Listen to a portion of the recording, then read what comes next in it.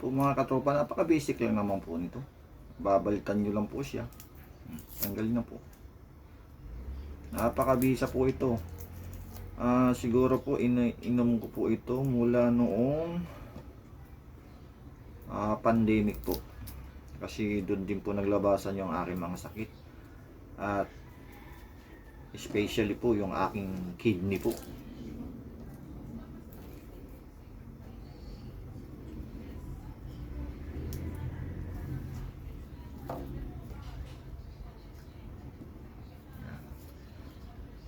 Napakadali na pong gawin po nito eh.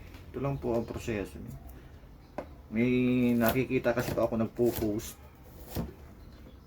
Nginunguya po nila, pero sa mga ano po, napakahirap pong nguyain ito. Pero pag nasanay ka siguro po, yan, maano mo na siya, masasanay na po yung inyong bibig sa pagkain po nito. Bagay kung may mga bakterya po kayo sa inyong lalamunan, kayang-kaya po siguro ito. Pag ito po ay inyong nilunok, dadaan po sa inyong lalamunan. Ganito lang po talaga tuwing umaga po ginagawa ko. Bago po ako kumain, kung ano man yung gusto kong ipasok sa aking tiyan, ito muna po ang aking ginagawa. Mabilis lang po ito. Hindi po kayo masyadong mahihirapan paglunok po nito. Ito po, napakabisa po nito. Marami po siyang dalang mga sakit. Saka di po ba yung dati kong sa creatinine sa aking kidney, napakataas po nung aking creatinine. Pero yung aking creatinine po ay napababa. Pero hindi ko po sinasabi na ang dahil po dito sa bawang na to.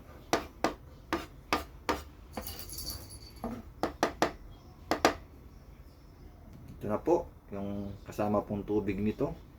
Okay lang naman po ito. Ang iba kasi po gusto nila maligam-gam, pero okay naman po ito sa akin kasi po galing lang po ito dito sa yung lagayan pa ng tubig namin. Hindi naman po siya malamig. Ito na mga katropa. Ayan mga katropa, ito na po aking iniwayo. Binin ko lang po siya.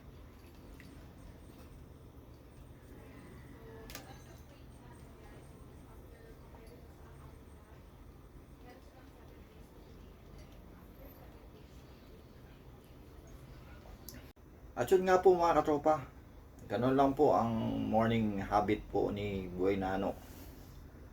At saka ito po, black coffee.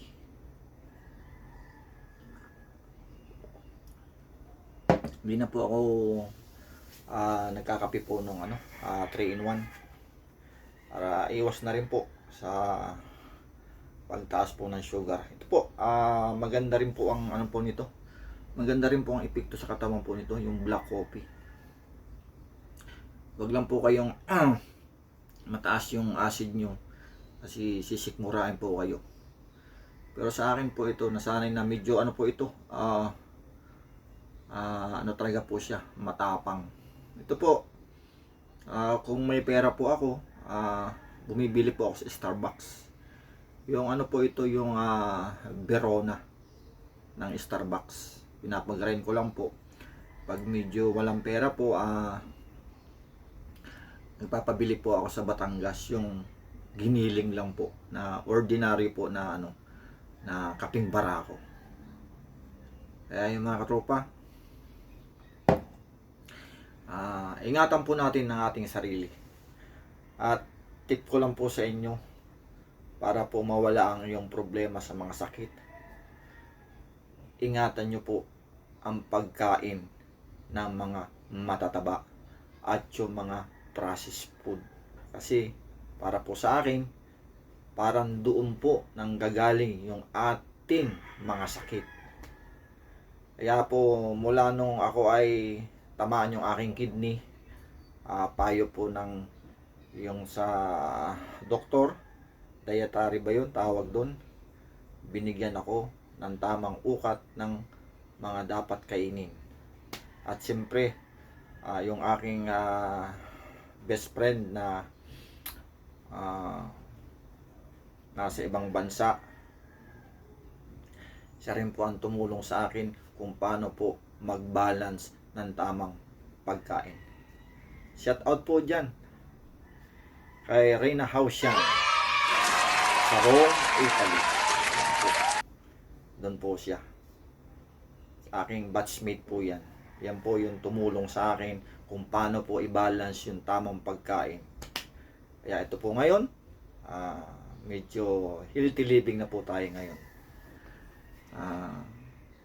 Kakain ka po ng minsan may taba, minsan wala, ganun lang.